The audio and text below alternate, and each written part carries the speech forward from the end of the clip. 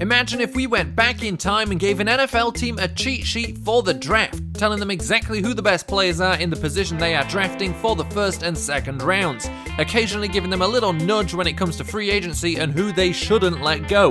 What would those teams look like now if they were able to always play the draft perfectly?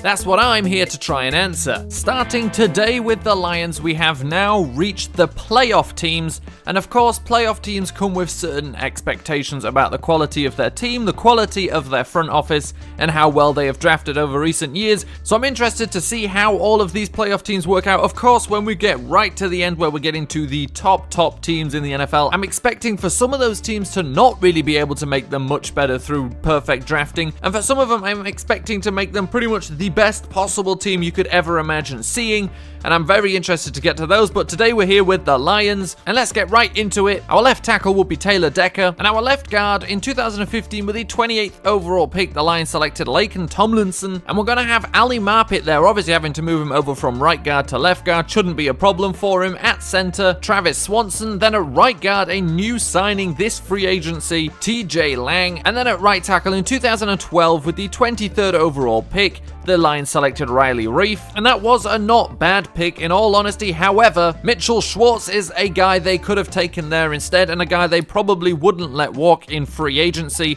and a guy they wouldn't look to replace with Ricky Wagner, and that is the Lions' offensive line. We move on to the tight end position. In 2014, with the 10th overall pick, the Lions selected Eric Ebron, and I'm gonna say that was the correct pick. Ebron slowly becoming exactly who the Lions expected him to be. Some of the other options were guys like Fedorowicz, but I think they were right in taking Ebron there at tight end. Let's move on to the wide receiver position. So we start off with two players already on the team, Golden Tate and Marvin Jones, and then we are spoiled at the slot position. In 2011, with the 44th overall pick, the Lions selected Titus Young at wide receiver, and Randall Cobb is the best player they could have taken in that year. And then in 2012, with the 54th overall pick, the Lions selected Ryan Broyles at wide receiver, and T.Y. Hilton is the best player they could have taken there. Also available that year, a man called Marvin Jones, who now obviously has ended up on the team anyway. And that's a pretty full position group here, but it gets pretty crazy. We go on to the running backs. We start with the man, the myth, the legend, Zach Zenner, of course, at running back, already on the team. But then in 2011, with the 57th overall pick, the Lions selected Michael LaShaw. Could have had DeMarco Murray, but it gets even better. In 2015, with the 54th overall pick, the Lions selected Amir Abdullah. Not bad pick, to be honest, but they could have had David Johnson. Now, the Lions have had some problems with their running game. I think any one of those two would pretty much fix those altogether, but David Johnson is basically exactly what they're trying to achieve with two different running backs all in one running back. At quarterback, we have the biggest arm in the NFL, Matthew Stafford, and we finish this team off with a fullback, and it's Michael Burton, and there we have a fully elite offense. I think before last week when we did the Broncos, we only had one, then we had the Broncos, then we had two. Now we've done the Lions, and we've got three fully elite offenses. Like I said at the time, pretty much for both of those teams, doesn't matter, means nothing, but just looking at the actual individual plays, of course, is a very nice looking team here. So let's move on to the Lions' weak spot, the defense. So we start with the safeties, and there are no changes. We start with Glover Quin at free safety. And here's a fun fact about Quin. He is the only defensive player and the only player in the NFL that's not a quarterback or an offensive lineman that played 100% of his team's snaps last season. According to Football Outsider statistics, of course, we move on to the strong safety. And it was a surprisingly decent pickup for them last year, Tavon Wilson.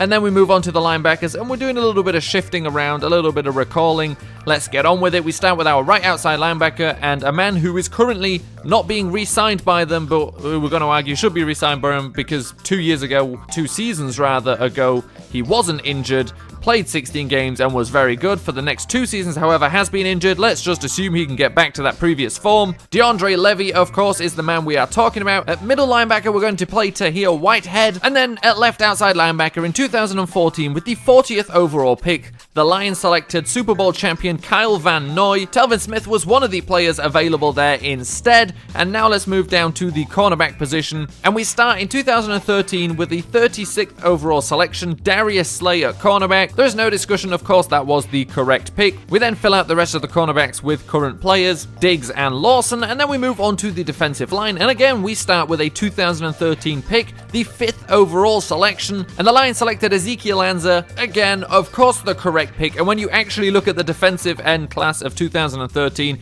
he was basically the only one you could have picked that wasn't a bad pick. Just turned out he also ended up being an excellent pick. We then move on to the left end position, another player they haven't re-signed yet. We're going to have to say, please do re-sign, because otherwise you've got a terrible looking team. Devin Taylor is the best we can do pretty much at that position right now. And then at the defensive tackle position, in 2011, with the 13th overall pick, the Lions selected Nick Fairley at defensive tackle. That, of course, is a not bad pick. Jarrell Casey, however, probably would have been a much better pick. And then, of course, playing with him in that 4-man front, Haloti Ngata. Now, obviously, the temptation is to say, considering they've signed 2 defensive tackles in free agency already, we could recall either Nick Fairley, well, to be fair, we've replaced him with Jarrell Casey, but we could, of course, recall Ndamukong Suh. However, I think this is good enough. We don't have to recall players. We do have a decent lineup there without having to do that. Now, of course, the question for the Lions is, with this defense, is there a chance that maybe Matthew Stafford doesn't have to win all but one game in an entire season